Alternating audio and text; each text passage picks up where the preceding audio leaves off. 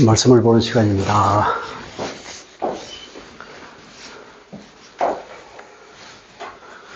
요한복음 16장 16절에서 20절까지입니다. 교도 보시겠습니다. 요한복음 14장.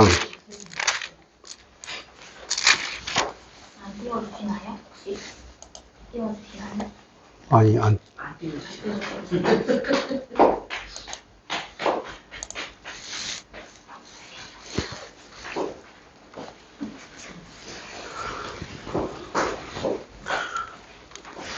16절부터 20절까지 다. 내가 아버지께 구하겠으니 그가 또 다른 보혜사를 너희에게 주사 영원토록 너희와 함께 있게 하리니 그는 지혜의 영이라 세상은 능히 그를 받지 못하나니 이는 그를 보지도 못하고 알지도 못하니라. 그러나 너희는 그를 아나니 그는 너희와 함께 거하시며 또 너희 속에 계시겠습니다. 내가 너희를 고아와 같이 버려두지 아니하고 너희에게로 오리라. 조금 있으면 세상은 다시 나를 보지 못할 것이로되 너희는 나를 보리니 이는 내가 살아있고 너희도 살아있겠습니다. 같이 읽겠습니다. 그 날에는 내가 아버지 안에 너희가 내 안에 내가 너희 안에 있는 것을 너희가 알리라. 아멘. 하나님의 말씀입니다. 하나님 아버지, 오늘도 하나님께 예배하며 또 말씀을 듣게 해주시니 감사합니다. 주께서 주시는 이 말씀을 따라서 우리가 삶의 지표가 되며 그것을 따라서 힘있게 하나님의 자녀로서 살아갈 수 있도록 은혜를 내려 주옵소서. 오늘 이 시간도 깨닫는 마음을 주시고 성령께서 친히 우리 심령 가운데 역사하여 주옵소서. 감사하며 예수님 이름으로 기도합니다. 아멘.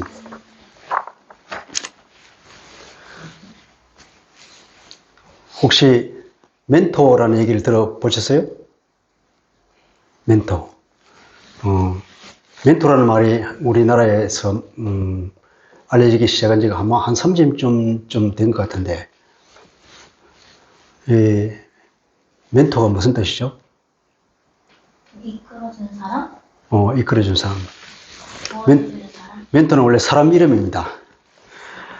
그 옛날에 호메로스라고 하는 그 고대의 유명한 그 작가가 있는데, 그 사람이 쓴 고전이 있는데, 일리아드와 오디세이라고, 이 오디세이에 나오는 이야기에, 거기 보면은 오디세우스가, 출정을 하면서, 트로이 전쟁에 출정하면서 자기 가정의 모든 일과 자기 아들의 교육을 어떤 사람에게 맡겼는데, 그 자기 친한 친구, 자기와 아주 잘 통하는 그 사람 이름이 멘토르라고 하는 사람이 있죠. 멘토르. 이 멘토르가 그 일을 잘 수행해서 이제 그 소문이 난 거죠. 조언자의 전형으로. 그래서 지금 우리에게 어떤 누가 조언을 해주는가, 인도해주는 사람을 멘토라고 부르게 되죠. 멘토만 중요한 것이 아니라 사실은 선생이 중요한 것이 아니라 학생도 중요하지. 이 선생의 가르침을 잘 받아서 훌륭한 학생으로 크기 위해서는 이 학생의 마음자세도 좋아야 된단 말이죠. 그 학생을 이제 멘토라고 하는 이름을 이제 거꾸로 학생은 이제 멘티라고 하는 말을 쓰죠. 우리가 멘토를 만나는 것도 중요하지만 좋은 멘티가 되어야만이 우리 삶에 많은 유익이 있는 것이죠. 인생은 어려운 고비마다 우리는 적절한 조언자를 찾죠. 필요합니다. 특히 사회생활을 이제 막 시작하는 젊은 층들에게는 꼭 이 멘토가 있어야 되는 거죠. 직장에서 멘토가 있으면 참 좋아요. 좋은 멘토가 있으면 출세길도 쉽게 열리는 겁니다. 나는 옛날 삶을 살아가면서 직장에서도 아무런 멘토가 없었고, 삶을 살아갈 때 어떤 멘토도 없었습니다. 그것이 참, 좋은 일은 아니었는데, 우리가 사업을 할 때나 직장 생활을 할 때나 인생의 어려운 일을 당할 때에 이렇게 멘토가 참 중요하죠. 그것을 쉽게 풀어나갈 수 있고, 사업도 쉽게 할 수가 있고, 그렇죠. 이렇게 사모는 약국을 하는데, 옛날에 멘토가 없었다. 이 약국을 누가 조언해 준 사람 같단 말이에요. 근데 자기 친구는, 좋은 멘토가 있어서 처음부터 이 사업을 잘 이끌어 나가고, 지금도 사업을 잘하고 있죠.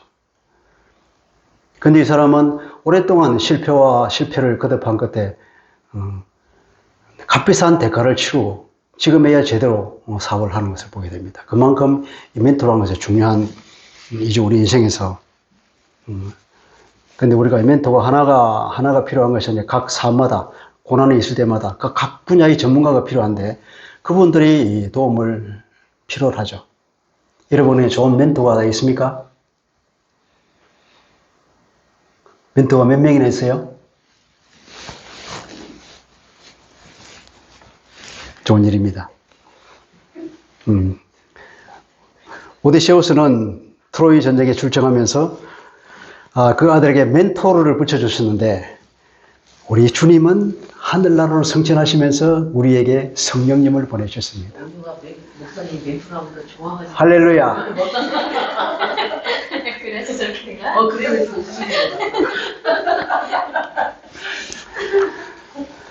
우리에게는 그 누구보다도 하나님이신 성령님이 우리의 멘토가 되시고 모든 분야의 전문가이시고 모든 면에서 우리를 도와주시는 분이기 때문에 우리는 걱정이 없습니다. 예. 세상 누구보다도 우리는 성령님을 의지하면 우리는 걱정이 없습니다. 주께서 우리에게 약속을 하셨죠. 16절에 보니까 내가 아버지께 구하겠으니 그가 또 다른 보혜사를 너희에게 주어서 영원토록 너희와 함께 있게 하겠다. 그런 약속을 했습니다. 여기서 보혜사라는 말을 쓰는데 보혜사가 무슨 뜻일까요? 신일의 성도님, 보혜사가 무슨 뜻일까요? 함께 있는 거. 할렐루야. 빙고. 보혜사는 함께 있는 사람이란 그 원문에 충실한 해석을 했습니다. 그런데 보혜사라고 번역은데 보는 보호해준다는 뜻이고 해는 은혜를 베푼다는 뜻이고 사는 스승사자 있죠? 스승사. 그래서 스승으로서 잘 가르친다는 거예요. 그러니까 이분은 어떤 분이냐 하면은 우리를 보호하시고 때에 따라 은혜를 주시고 우리를 때에 따라서 잘 가르쳐서 이끌어 주시는 그분을 보내겠다는 거예요. 잘 번역한 것인데 문제는 이 한자어에 대해서 젊은 세대들은 이게 무슨 말인지 알 수가 없다는 거죠. 보혜사라는 거예요. 근데 이 원문은 무슨 말인가? 원문은 파라클레토스라고 하는 단어를 썼는데 이 의미는 영어로 파라로 하는 거예요.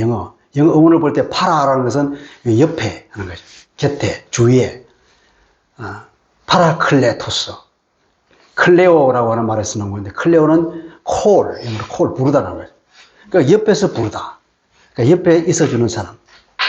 이 원문을 그대로 뜻으로 번역한다면은 옆에 있어주는 사람, 옆에 있어주는 분. 그런 분을 우리에게 보내서 영원토록 우리와 함께 있게 하겠다고 하나님 주님께서 성천하시기 전에 죽기 전에 약속을 하셨단 말이죠. 그분이 지금 우리는 알죠. 그분이 누구예요? 바로 성령님이시다는 거지. 이 성령님은 우리와 함께 하시는 분이시. 곁에 서 계시는 분, 항상 성도 곁에 서 계시는 분, 그분이 성령님이시다 하는 거죠. 그런데 예수님께서 또 다른 보혜사라고 하죠. 또 다른 보혜사. 그러니까 무슨 말이냐? 나와 같은 보혜사를 보내겠다 이 말이에요. 예수님이 스스로 보혜사라는 거예요. 당신께서 친히. 자, 요한 1서 2장 1절에 보면은 이런 말이 있습니다. 만일 누가 죄를 범하여도 아버지 앞에서 우리에게 대언자가 있으니 곧 의로우신 예수 그리스도라. 하나님 앞에서 우리를 위하여서 대언해 주시는 분, 우리의 옹호자가 되시는 분, 우리의 변호인이 되시는 분이 계신데 그분이 누구냐? 예수 그리스도라는 것입니다. 근데 이 대언자라고 하는 것이 원문에는 무슨 말이냐면 바로 주님께서 보혜사라고 하는 그 말과 똑같은 말, 파라클레토스라는 겁니다. 우리 주님도 친히 제자들에게 파라클레토스였고 주님께서 성천하시면서 내가 나와 같은 또 다른 파라클레토스를 너에게 보내겠다는 약속을 했습니다. 그 파라클레토스를 왜 보냈다고 했죠? 무엇 때문에 보내겠다고 했습니까? 영원토록 너희와 함께 있게 하려고 보내겠다 그랬습니다. 그분은 옆에 서 계신 분으로서 함께 있는 것이 목적입니다. 함께 있는 것. 하나님은 임마누엘의 하나님이라고 우리가 칭함을 받고 있습니다. 임마누엘. 임마누엘은 임마누라고 하는 말이고 엘이라는 말입니다. 임마누엘이런데 엘은 하나님이라는 뜻이고 임마누는 영어로 붙이면 with us라는 뜻이에요. 우리와 함께 하시는 하나님이라는 뜻이에요. 하나님은 우리와 함께 하시는 하나님이에요. 그분은 시내산에서 이스라엘 사람들을 보고 싶어서 산으로 친히 하늘에서 땅으로 강림하셨어요. 오셔서 뭐라 그러냐면 내가 이스라엘 백성, 내 백성과 함께 살겠다. 그러니까 너희들과 함께 살겠으니까 내 집을 지어라. 그것이 뭐냐면 모세에게 말하는 성막입니다. 그죠? 성막. 하나님께서 이스라엘과 언약을 맺으시고 약속을 친히 줬단 말이죠. 약속을 한다는 것은 창조주 주신 그분이 인간에게 구속당한다는 것입니다. 자기 약속이 있으니 그 약속이 자기가 스스로 구속당하잖아요. 그런 하나님, 스스로 구속하시는 하나님. 그분이 또 그 이스라엘 백성을 얼마나 사랑했던지 함께 살겠다고 성막을 지으라고 그 안에 계셨다고 그러죠. 그 성막에 계시고 그 성막이 성전이 됐잖아요. 이스라엘 백성이 오래 살았는데 이스라엘 백성이 워낙 하나님 앞에 패역하니까 하나님께서는 그 성막을 떠나버렸죠. 하나님의 영광이 떠나더라. 에스겔이 환상 가운데 봤잖아요. 그런데 그 오랫동안 떠났던 하나님께서 다시 성령으로 오신다는 것입니다. 예수님의 이름이 뭡니까? 예수님의 이름이 임마누엘이라 하리라 그랬습니다. 예수님은 우리와 함께 하시는 하나님이란 말이죠. 하나님도 하나님이시고 예수님도 하나님이시고 하나님이 보내시는 예수님의 부탁으로 보내시는 그분 성령님도 하나님이신 거죠. 그래서 하나님께서 다시 우리에게 오셨는데 성령으로 오셔서 이제는 성막 가운데 사는 것이 아니라 아예 우리의 마음 속으로 우리 속에 살겠다는 거예요. 우리 속에 사는 분. 그래서 이 성령님께 우리가 순종한다 그러면 얼마나 좋겠습니까? 모든 것을 아시는 전능하신 하나님이신 성령님이 우리 안에 계셔서 우리를 가르치고 우리를 인도하신다 그러면 그분의 말에 순종한다 그러면 우리는 실패하는 일이 없겠죠.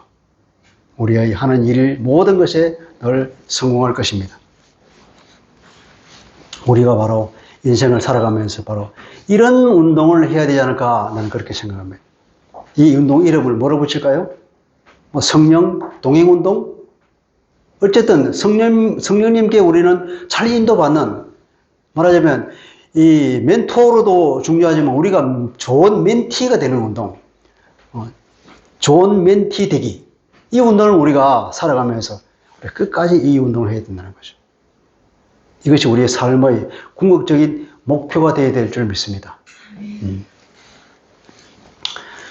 이 성령님은 20절에 보니까 그 날에는 내가 아버지 안에 너희가 내 안에 내가 너희 안에 있는 것을 너희가 알리라 그랬습니다. 그 날에 성령님이 오시는 그 날에는 너희들이 깨달을 것이다. 무엇을 깨닫느냐? 주님과 하나님께서 완전한 일체를 이룬 것처럼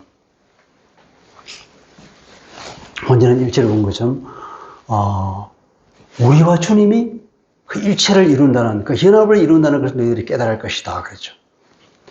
성부, 성자는 본질적으로 동일한 분입니다. 일체성을 이룹니다. 성령님 우리 안에 오실 때 드디어 우리는 주님과 우리도 우리가 일체네. 주님이 내 안에 계시고 나도 주님 안에 있네. 이것을 깨달아 안다는 거예요. 우리 모두는 성령을 받은 줄 믿습니다. 여러분, 주님과 우리가 불가분한 일체인 것을 깨닫습니까? 그러실 줄 믿습니다. 주님과 우리는 하나입니다. 그것을 우리가 잘 못 깨닫는 경우가 있어요. 아는데도 불구하고 그것을 아니라고 부인할 때도 있어요.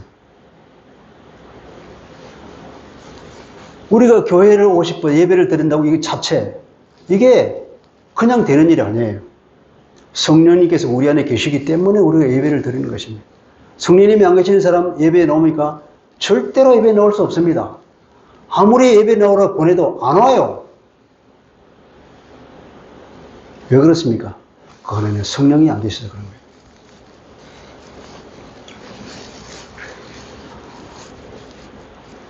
그 날에는 그랬습니다. 그 날에 바로 성령께서 우리에게 들어오시는 그 날입니다. 또 다른 날로 하면 주님께서 이 땅에 재림하시는 그날, 심판의 그날이라고 볼 수 있겠지만 그날에는 바로 성령이 오시는 그날이죠. 우리에게는 어떻습니까? 예수님을 영접하는 순간, 우리가 거듭나는 그 순간에 성령께서 우리에게 들어오시는 거죠. 고린도전서 12장 3절에 보니까 이런 말씀이 있습니다. 하나님의 영으로 말하는 자는 누구든지 예수를 저주할 자라 하지 아니하고, 하나님의 영이 우리 속에 있는 사람은 예수님을 저주할 자로 절대 말할 수가 없는 거예요. 예수님을 부인할 수가 없는 것입니다. 또 성령으로 아니하고는 누구든지 예수를 주시라 할 수가 없느니라. 예수를 주라고 고백하는 그 사람은 그 안에 성령님이 계신다는 거예요. 성령님이 계시지 않고는 그 어떤 사람도 그 입을 열어서 예수를 주라고 시인할 수가 없는 거예요. 고백할 수가 없는 것입니다. 이것은 대단히 영적인 일이죠. 그래서 우리가 예수님을 주님이라고 고백하는 그 사람은 누구든지 그 안에 성령께서 계시는 것이죠.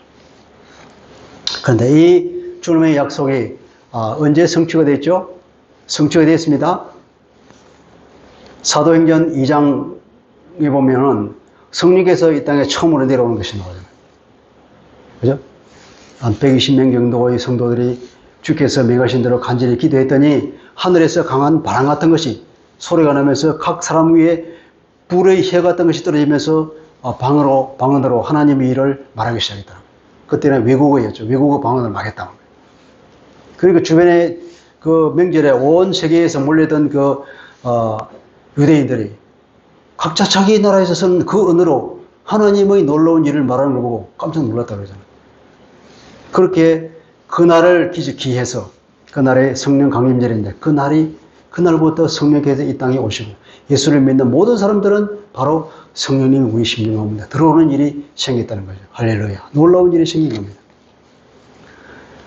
그래서 사도행전의 기록을 보면 이 제자들이 그전에는 성령님을 받지 않았던 그 시절은 제자였지만 사실은 좀 무슨 제자였죠? 예수님의 말귀를 제대로 못 알아듣는 제자들이었잖아요. 우리가 볼 때는 좀 지난번에 제가 설교할 때 봉숭아 학당이라고 말씀드렸죠. 그죠? 이 봉숭아 학당 같은 그런 학교였단 말이죠. 선생님이 말해도 제자들이 계속 동문서답이나 하고 그런 제자였는데 성령을 받고 나서는 이 제자들이 이제 완전히 변화돼가지고 베드로가 한번 설교하니까 3,000명이 돌아오기도 하고 이제는 놀라운 능력을 행하고 난리가 난 거죠. 그런 일이 생겼던 것입니다. 그래서 이 사도행전의 기록은 뭐냐? 예수님이 하늘에서 사역하신 일을 기록한 것이다. 이렇게 말할 정도로.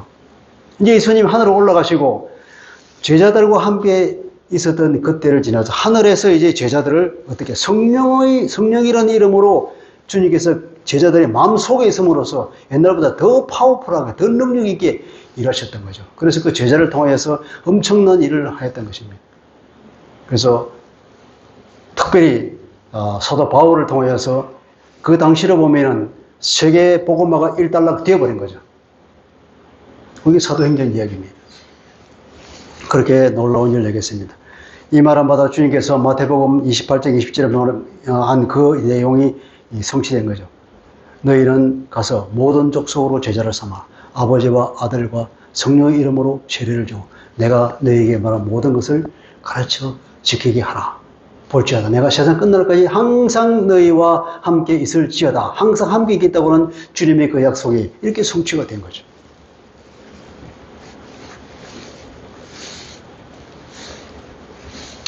이렇게 주님의 약속이 성취가 되었습니다. 이 성령님은 어떤 분인가 하면 17절을 보니까 진리의 영이라고 그랬습니다. 17절 같이 읽어볼까요? 17절 시작. 그는 진리의 영이라 세상은 능히 그를 받지 못하나니 이는 그를 보지도 못하고 알지도 못합니다. 그러나 너희는 그를 아나니 그는 너희와 함께 거하시며 또 너희 속에 계시겠습니다. 그 성령님은 너희와 함께 있다. 파라클레토스는 옆에 서 계신 분이니까 옆에 있고 그리고 또 뭐냐면 너희 속에 계시겠습니다. 그 성령님은 너희 속에 있고 너희 옆에 있을 뿐 아니라 속에 있기 때문에 너희들이 안다 이 말이에요. 알 수밖에 없는 거죠. 이 세상은 모른다 그랬습니다. 그분은 우리에게 진리를 가르쳐 주십니다. 26절에 보니까 그렇게 말했습니다. 보혜사 곧 아버지께서 내 이름으로 보내실 성령 그가 너에게 모든 것을 가르치고 내가 너에게 말한 모든 것을 생각나게 하리라. 진리를 가르치는 분입니다. 무엇을 가르칩니까? 진리를 가르치죠. 진리를 가르친다는 것은 참과 거짓을 분명하게 드러내 보이신다는 것입니다. 무엇이 참이고 무엇이 거짓인지 가르쳐주죠. 어떻게 가르치냐면은 성령의 조명하심이라는 표현을 우리가 씁니다. 성령께서 어떤 것을 밝히 드러내면 이것이 그거였구나. 저것이 저거였네. 이것이 가짜였네. 이것이 진짜였네. 주님께서 말씀하시는 것이 바로 이거였네 하는 걸 우리가 깨달아 안다 이 말이에요. 성령께서 이렇게 우리에게 빛을 비추어서 우리가 깨달을 수 있도록 보여주지 않으면 우리가 모르던 것이 이렇게 성령께서 우리 안에서 환하게 비춰주면 알게 된다는 겁니다. 그게 진리를 가르쳐주는 성령님의 방법입니다. 어떤 참된 모습을 우리에게 가르쳐준다는 거죠.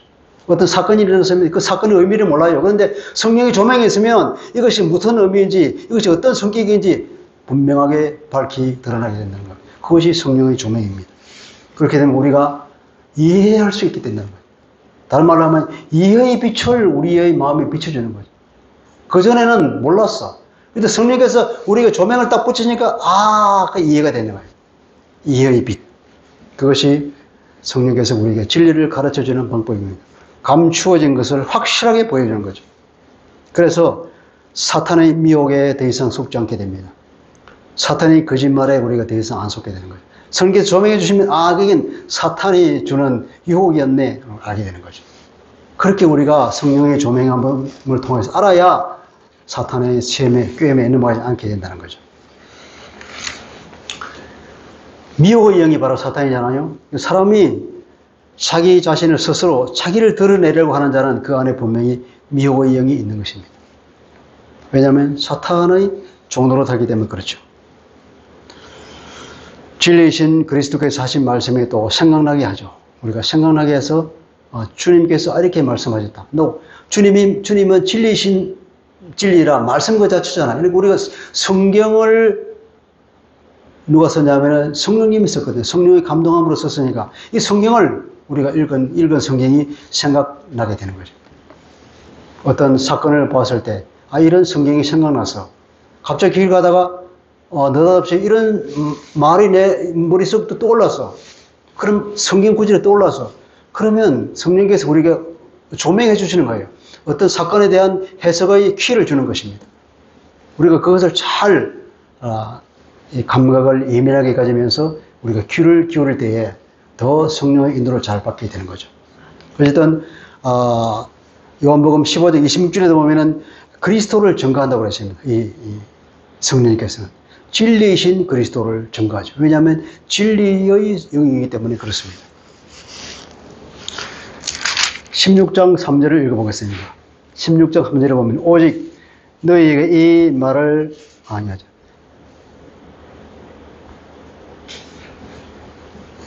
왜 안 나오지? 13절이네요. 13절. 그러나 진리의 성령이 오시면 그가 너희를 모든 진리 가운데로 인도하시리니 모든 진리 가운데로 인도하시리니 이 원래 의문은 모든 진리 안에서 인도한다 이 말입니다. 진리 안에서 인도한다. 물론 진리 가운데로 인도한다는 것은 우리가 진리 밖에 있던 사람을 진리 속으로 인도한다는 의미가 있는데 이미 성령께서는 우리가 진리를 가르쳐줬기 때문에 성령이 우리에게 오시면 우리는 진리 가운데 있는 것입니다. 그리고 성령께서는 우리가 진리 안에서 우리를 더 인도한다는 거예요. 더 깊은 진리 가운데로 진리 경지로 인도해 가는 거죠. 그것은 뭐냐면 차원이 계속해서 새로운 차원으로 우리를 인도해 간다는 겁니다. 우리가 성령의 인도를 받으면 받을수록 더 깊은 진리의 차원으로 우리가 들어가고 더 깊은 진리를 이해하게 되는 거죠. 놀라운 사람이 됩니다.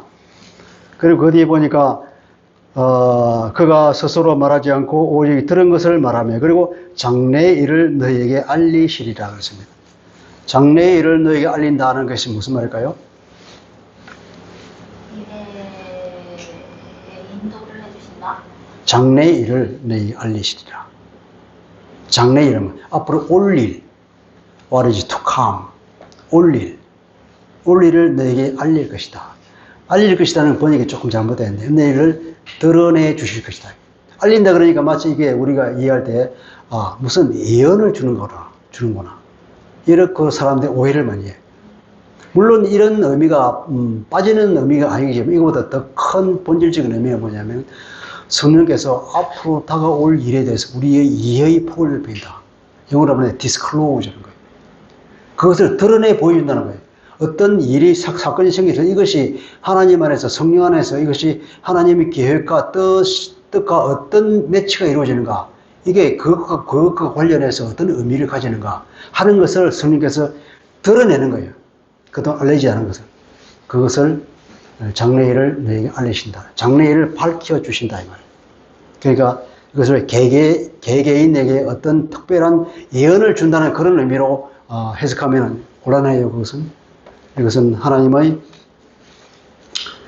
왜냐 그 앞에 진리라는 말이 나오고 진리 가운데서 우리를 인도한다는 설명이 되는 거예요. 진리 안에서 너희를 인도하시리라 하는 그것을 설명으로 나온 것이 장래일을 알리시리라 하는 말이기 때문에 그것은 진리와 관련해서 이해를 해야 된단 말이죠. 진리가 핵심이라는 말이죠. 그러니까 하나님의 구원 계획, 그것과 관련된 일로서 다가올 일에 대한 우리의 이해를 준다, 이렇게 이해하면 되겠습니다. 그러니까 더 깊은 진리를 알게 해주시는 기능이 있다 이 말입니다. 개개인에게 예언적으로 어떤 일이 일어날 것이라고 말씀해 주신다는 그런 좁은 의미로 해석하면 안 됩니다. 그렇게 잘못해서 이해해가지고 이단으로 빠지는 경우도 있습니다. 내가 바로 그러한 은사를 받은 사람이다. 그래서 그렇게 따라가면 곤란하고, 그것은 결국 우리에게 깨달음을 주는 거예요. 깨달음을. 바울이 에베소 1장 16절 19절에 보면 어떤 기도를 했냐. 여러분에게 지혜와 계시의 영을 주기를 내가 바란다. 지혜와 계시의 영을 주면은 하나님을 알게 된다. 지혜와 계시의 영을 받아서 하나님을 알게 되기를 내가 기도한다. 에베소 교인들을 향해서. 그리고 또 기도하기는 너희의 마음 눈을 밝혀주시기를 내게 기도한다. 이게 마음 눈이 열려지면 하나님께서 우리에게 하늘을 상속하게 했는데 그것이 얼마나 풍성한 은혜인지, 그리고 하나님께서 우리에게 얼마나 강력한 능력으로 일하시는지 그것을 깨달아 알게 될 것이다. 바울은 그 기도를 했단 말이에요. 이게 무엇이냐? 우리에게 깨달음의 은혜를 주시는 거예요. 그 성령의 일입니다. 고린도전서 2장 12절에 보면 성령이 오신 이유는 우리가 하나님으로부터 받은 그 은혜가 어떤 것을 알게 하기 위해서라는 것입니다. 하나님은 우리에게 이렇게 많은 은혜를 주시는데 그것이 어떤 은혜인지 모르면 어떻게 되겠어요? 알아야 감사할 줄 알고, 알아야 내가 어떤 존재인지를 알고, 내가 어떤 큰 은혜를 받았고 장차가 어떻게 될 것인가를 알고 신앙생활을 바랄 건데 그걸 모르면 안 좋다 이거예요.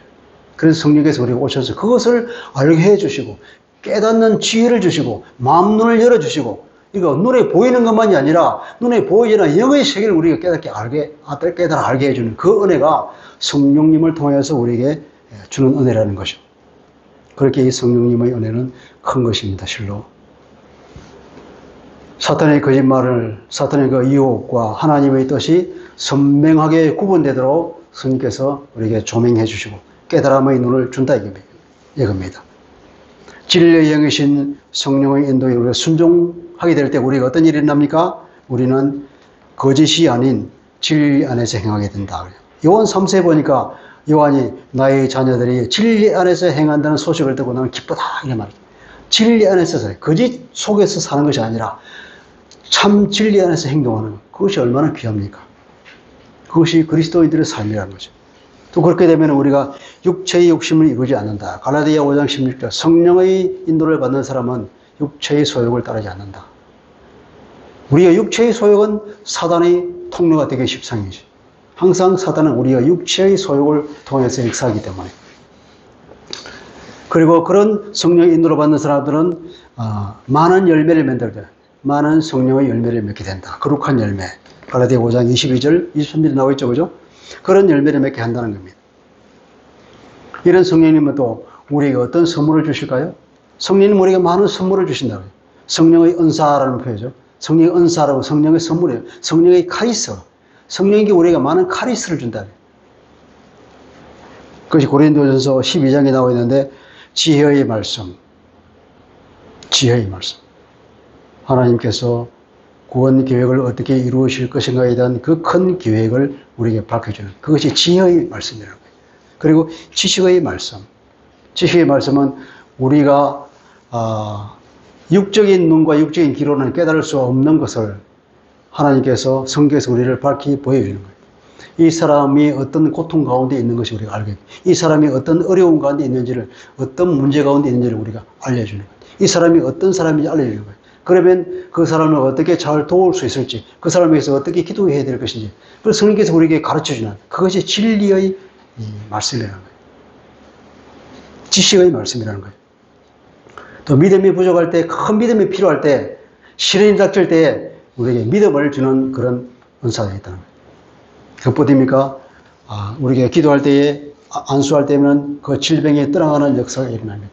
신적인 치유의 역사가 일어나요. 그런 능력도 주시고, 그리고 큰 능력을 행하는 그런 은혜도 주십니다. 그뿐입니까? 예언합니다. 예언해서 사람을 격려하고 위로합니다. 이 사람이 어떤 큰 고난을 당해서 굉장히 자포자기에 빠져 있을 때, 그러면 주님께서 이 사람에게 어떤 계획을 가지고 계시는데, 이 사람을 어떻게 앞으로 이루실지 주님의 계획을 이 사람을 예언을 통해서 말해요. 그러면 그 예언을 들으면 사람이 힘이 생긴다는 거예요. 그래서 그 예언을 듣고 사람을 격려하고 위로하게 된다는 거예요.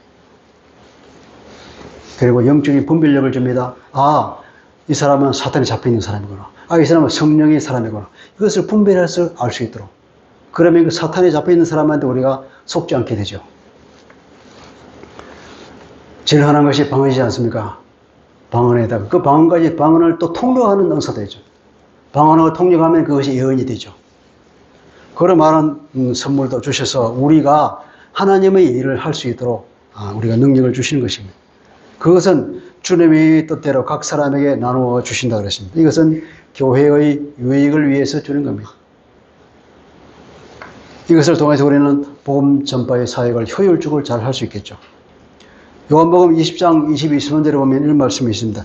이 말씀을 하시고 그들을 향하사 숨을 내쉬며 이르시되 성령을 받아라 그랬습니다. 그러면서 너희가 누구의 죄든지 사하면 사하여질 것이요 누구의 죄든지 그대로 두면 그대로 있으리라 그렇게 말했습니다. 마태복음 18장 18절에 보면 제자들이 땅 가운데서 내고 푸는 권세를 받았다고 그랬어요. 이 땅에서 매면 하늘에도 매일 것이요 이 땅에 풀면 하늘에도 풀릴 것이다.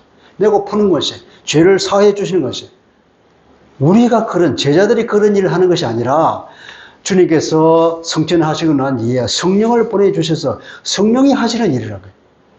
성령이 함께 하시는 그 사람들은 주님의 신적인 대리자로서 그 일을 하게 되는 거죠.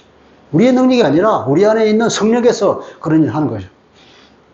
우리가 복음을 선포합니다. 그 사람이 복음을 받아들여서 하나님의 자녀가 되면 그 사람은 죄의 사함을 받게 됩니다. 그래서 그 사람은 누구의 죄든지 사하면 사해지는 거예요.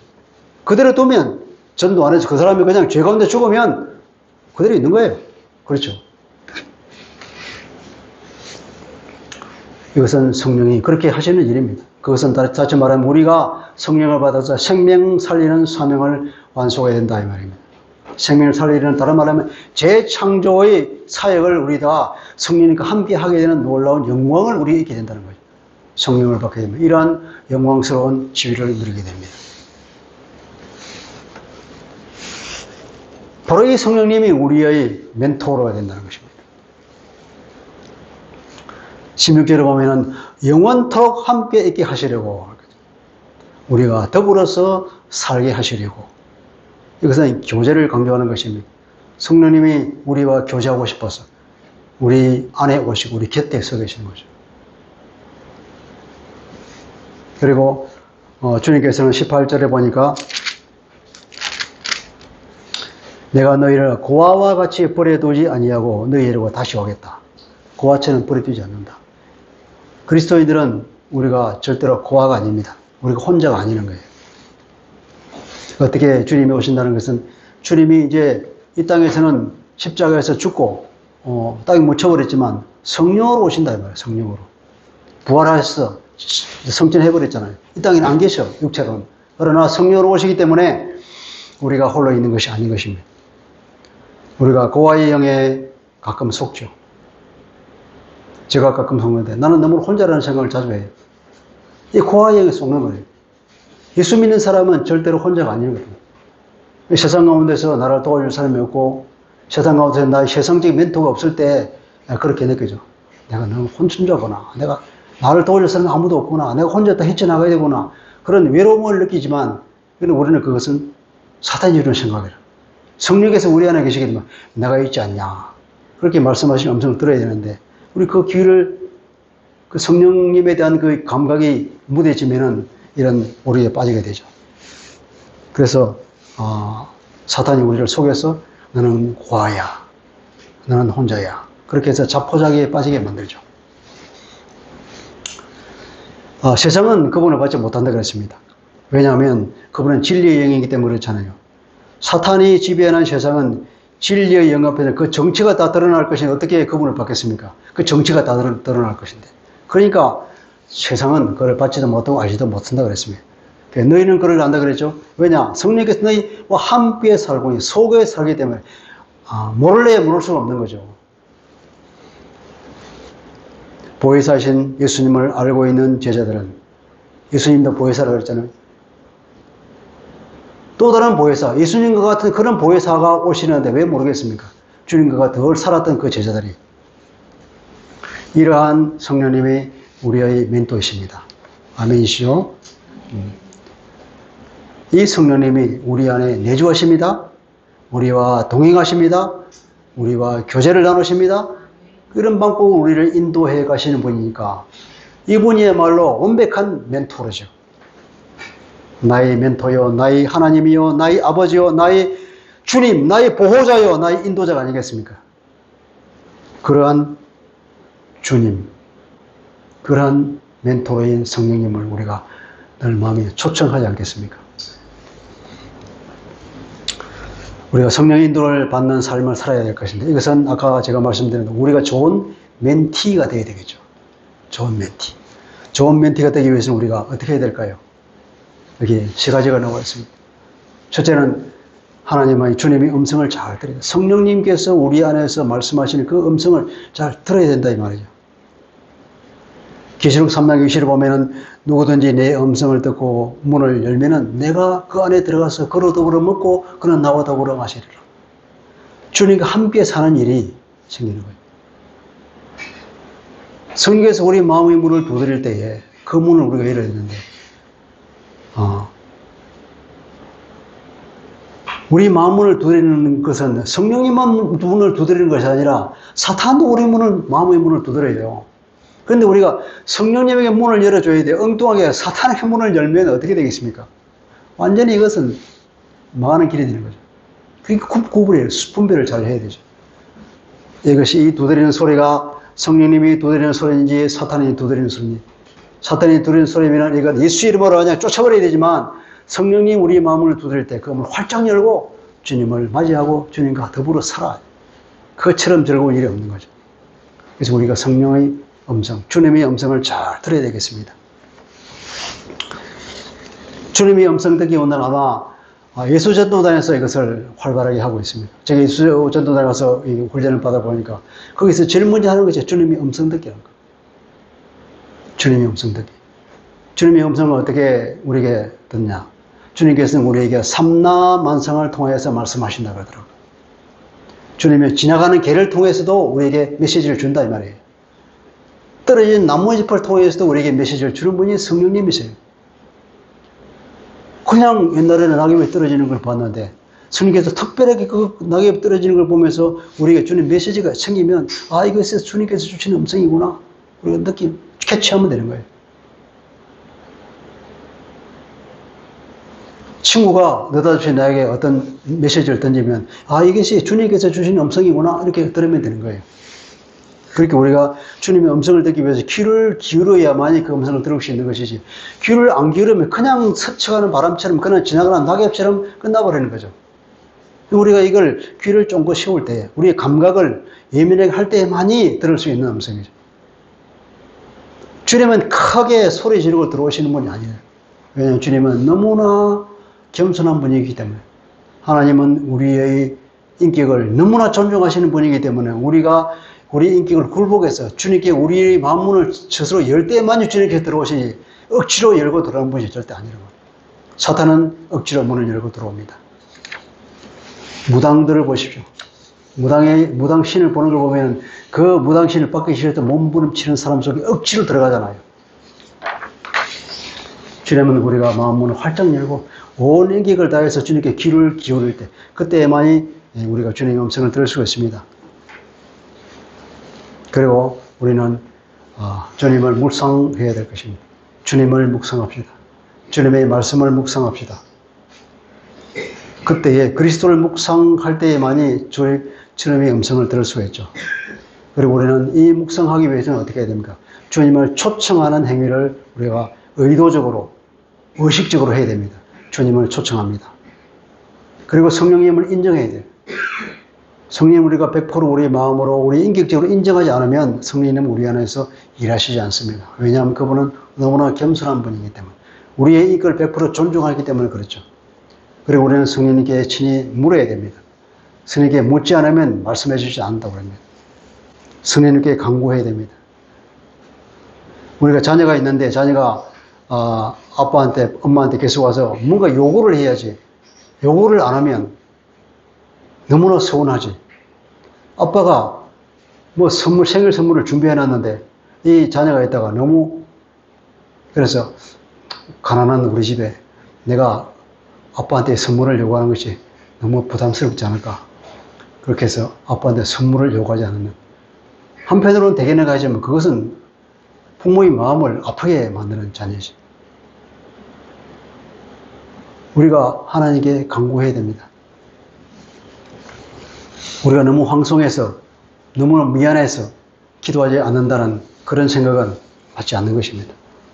우리가 간구하고 성령님을 초청하고 그분을 인정하고 그분을 계속 묻고 계속 간구하고, 그렇게 할 때에 성령님과의 교제가 더 활발하게 이루어지고 성령님이 우리의 보호자로서, 우리의 멘토로서, 우리의 아버지로서 더 사랑의 관계가 깊어지는 것이지, 우리가 그걸 요구하지 않으면 이 교제가 끊어진다. 우리말에서 그런 말 있잖아요. 눈에 안 보면 멀어진다? 서양 속담에 눈은 안 보면 멀어진다. 교제가 없으면 이게 관계가 끊어진다는 거예요. 관계가 점점 약해지고 끊어진다는 거예요. 자주 보고 만나고 요구하고 심지어는 싸우기도 하고, 그런 말 있잖아요. 싸우면서 미운정 고운정이 든다 그래요. 싸운다는 것도 뭐니? 관계를 계속 이어 나간다는 거예요. 그러니까 그것을 관계가 점점 깊어지면서 서로 깊이 알게 되는 거죠. 우리 성령님도 동일하게 이렇게 우리가 성령님을 초청하고 성령님과 씨름하고, 우리가 어려운 일을 당할 때 성령님과 씨름해야 되는 거죠. 그리고 고린도후서 3장 18절 보니까 이런 말씀이 있더라고요. 우리가 다 수건을 벗은 얼굴로 거울을 보는 것 같이 주의 영광을 보며, 이제 복음을, 율법이 아니라 복음 속에 들어갈 때 이런 일이 생긴다는 거예요. 수건을 벗은 얼굴로 거울을 보는 것처럼 분명하게 주의 영광을 볼 수 있다는 거예요. 이게 주의 영광을 보니까 그와 같은 형상으로 변화하여 우리가 주님의 형상으로 변하는 겁니다. 어떻게 변하니까 영광에서 영광으로, 그러니까 점점 더 영광스럽게 더 큰 영광으로 이른다.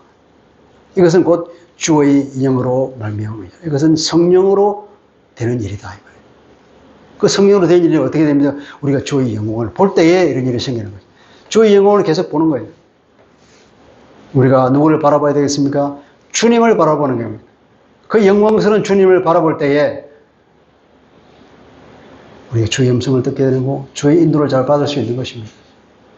우리의 멘토이신 주님을 바라보고 주님에게 영광스러운 영광을 바라보고 주님을 깊이 묵상하고 말씀을 묵상하고 주님의 음성을 듣기 위해 귀를 기울이고 우리의 모든 영적인 감각을 예민하게 할 때에, 그럼 우리는 좋은 멘티가 될 줄 믿습니다. 예. 말씀을 요약해보면 주님은 성령을 주시겠다고 약속을 하시고 또 친히 약속을 이루셨습니다. 성령님은 어떤 분입니까? 우리와 함께 하시는 성삼위 하나님이십니다. 임마누엘 하나님인 것을 증명했죠. 우리를 사랑하셔서 우리와 함께 사시기를 바라시는 그 하나님이 바로 성령님이라 이 말이죠. 성령으로 우리에게 오셨다 이 말이죠. 그래서 성령님은 우리와 함께, 그리고 우리 안에 계시는 분입니다. 성령님은 어떤 분이냐? 진리의 영이라고 그랬습니다.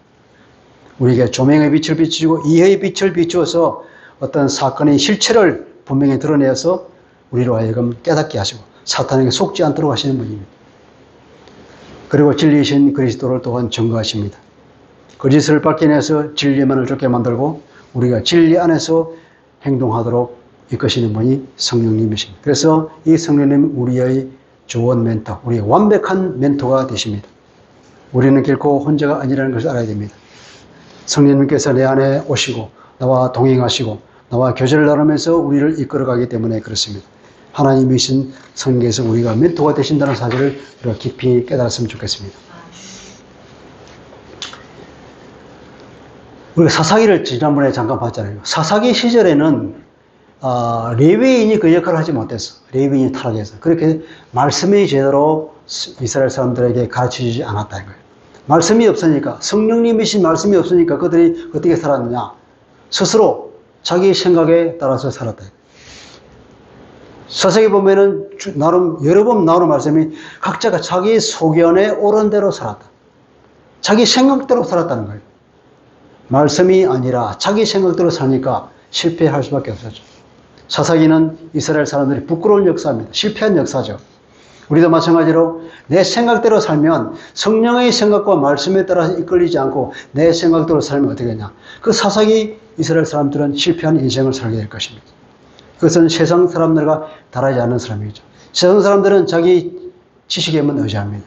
자기 이성에만 의지합니다. 자기 소견에 옳은 대로만 삽니다. 그러나 우리는 내 소견에 옳은 대로가 아니라 하나님께서 뭐라고 말씀하시는지 말씀이 우리에게 어떻게 행동하라고 말씀하시면 거기에 따라서 행동할 때만이 우리가 주님 보실 때에 성공한 삶을 살게 된다 이 말이에요. 내 생각대로 내 속에 옳은 대로 사는 것이 아니라 하나님의 말씀 성령의 인도에 따라서 살아야 될 것입니다. 그러면 어떻게 성령의 인도를 받는 삶을 살 것인가? 아까 말했죠. 하나님의 음성을 듣고 주님을 묵상하고 주의 영광을 계속해서 바라볼 때만이 이런 삶을 살아갈 수 있다. 주님과 완전한 연합을 이룰 수 있다는 거죠. 그 비결은 다른 말로 하면은 주님을 사랑하는 것이 있습니다. 주님을 사랑합시다. 이 말씀을 하는 이 말씀의 앞절과 뒤절을 한번 보겠습니다. 오늘 말씀에 15절부터 20절에 있는데 16절부터 있는데 15절 같이 한번 볼까요? 15절 다시 읽어보겠습니다. 시작. 너희가 나를 사랑하면 나의 계명을 지키리라. 나를 사랑한다면 내 계명을 지킬 것이다. 그러니까 내 계명을 지키는 것과 나를 사랑한다면 동일한 의미라고 주님 말씀하시고 이 나를 사랑하면 주님을 하라고 하는 이 말씀 속 가운데 이 말씀이 있다는 거예요. 그리고 이 말씀이 끝난 뒤 21절 같이 봅시다. 시작.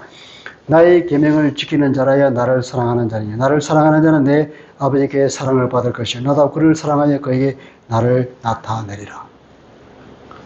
자, 16절과 20절을 앞뒤로 둘러싸고 있는 말이 뭐냐? 주님을 사랑하라는 말이에요. 그래서 이 말씀을 포장하고 있는 나의 모습 아닌가? 앞뒤로 주님께서 말씀하지 나를 사랑하라. 나를 사랑하니라 내 계명을 지킬 것이다. 나를 사랑하고 내 계명을 지키는 자에게는 내가 그를 사랑하여서 그에게 나를 나타낼 것이다. 23절은 또 이렇게 말합니다. 사람이 나를 사랑하면 내 말을 지킬 것이니. 그러니까 주님의 말씀을 지킨다는 것과 사랑하는 동일한 말인 거죠. 내 아버지께서 그를 사랑할 것이요. 주님을 사랑하면 하나님께서도 그를 사랑하게 되는 거죠. 그러면 어떻게 됩니까? 우리가 그에게 가서 거처를 그와 함께 하라. 우리가 누굴? 성삼위 하나님입니다. 성삼위 하나님께서 그에게 들어가서 그의 거처를 함께 할 것이다. 내 문을 두드려느니 내 음성을 듣고 문을 여는 사람에게는 내가 그 속에 들어가서 그와 함께 살겠다. 이것처럼 영광스러운 일이 어디 있겠습니까? 우리가 주님과 연합하고 성령과 연합해서 성령님의 좋은 멘티가 되는 방법은 주님을 사랑하는 것입니다. 우리가 주님을 사랑하면 주님의 말씀을 듣죠. 부모를 사랑하는 사람은 부모 말씀을 잘 듣습니다. 우리가 주님을 사랑하면 주님의 말씀을 들을 수밖에 없죠. 그런 마음이 들잖아요, 우리 심령에. 우리에게 주님이 너무나 과분한 은혜를 주셨기에 우리가 주님을 따를 수밖에 없는 거죠. 이것이 주님과 연합하는 비결이 될 것입니다. 주님을 순종하면 주님을 사랑하게 되고 그러면 하나님과 그리스도의 사랑을 받게 되고 그리고 주께서도 당신을 우리에게 드러내셔서 성도와 우리가 그리스도와 하나님과 성령님과 함께 사는 놀라운 삶이 펼쳐질 것입니다. 성령님을 나의 멘토로 모시고 살기 위해서는 성령의 인도를 받고 살아야 되겠죠. 매사에 그분을 인정하고 그분께 묻고 간구하고 주님의 음성에 귀를 기울여야 될 것입니다. 이것이 바로 그리스도를 왕으로 모시는 삶이죠. 그리스도를 나의 주인으로 사는 삶입니다. 내 안에 그리스도께서 사시는 갈라디아 2장 20절 말씀이 이루어지는 것입니다. 그것은 바로 믿음으로 사는 삶이라고 다른 표현을 하고 있습니다. 다시 말하면 또 이것이 내가 주님과 그 십자가에 못 박혀 죽은 삶입니다. 주님께서 말씀하시기를 나를 부인하고 내 십자가를 지고 사는 삶입니다. 다 동일한 말이에요. 그것은 바로 나의 제한된 자원이 아니라 무한하신 하나님의 능력으로 사는 삶이 되는 얼마나 파워풀한 삶이 되겠습니까? 주님을 항상 묵상하고 그분의 길을 갈 때만 가능합니다. 그분을 사랑해서 그분의 말씀을 따르고자 할 때 가능한 일이죠. 이것을 우리 일생의 목표로 삼고 살아야 될 것입니다. 성령님이야말로 우리의 멘토입니다. 작은 것까지도 그분께 묻고 상의하며 그분을 인정하는 것, 그분을 사랑하는 것, 그분께 영광을 올려야 되는 것. 이것이 뭐냐? 그분을 멘토로 삼고 사는 삶입니다. 그것은 우리가 주님을 인정하는 것이고 그것이야말로 주님을 사랑하는 것이고 그것이야말로 주님께 영광을 돌려드리는 삶입니다. 하나님 아버지, 오늘 주님께서 마지막 제자들에게 말씀하시면서 주님께서 십자가를 지고 그러고는 부활하셔서 성천하시고 진리의 영이서 성령을 우리에게 보내시도록 약속을 하십니다. 우리가 성령과 연합하여서 성령은 우리의 멘토로 삼고 우리 모든 삶에 그분이 우리의 멘토가 되어 우리의 삶을 이끌어 나갈 때 우리가 얼마나 영광스럽고 얼마나 승리하고 얼마나 성공적인 주님 보시기에 파워풀한 삶을 살게 될 것인지 상상하게 됩니다. 우리가 좋은 성령님의 멘티가 되어서 주님을 우리 안에 깊이 모시고 주의 영광을 바라보면서 주님을 묵상하면서 주의 음성을 깊이 들어서 이러한 삶을 온전히 살아서 주님 안에서 성공한 삶이 될 수 있도록 은혜를 다하여 주옵소서. 감사하며 주 예수 그리스도의 이름으로 기도합니다. 아멘.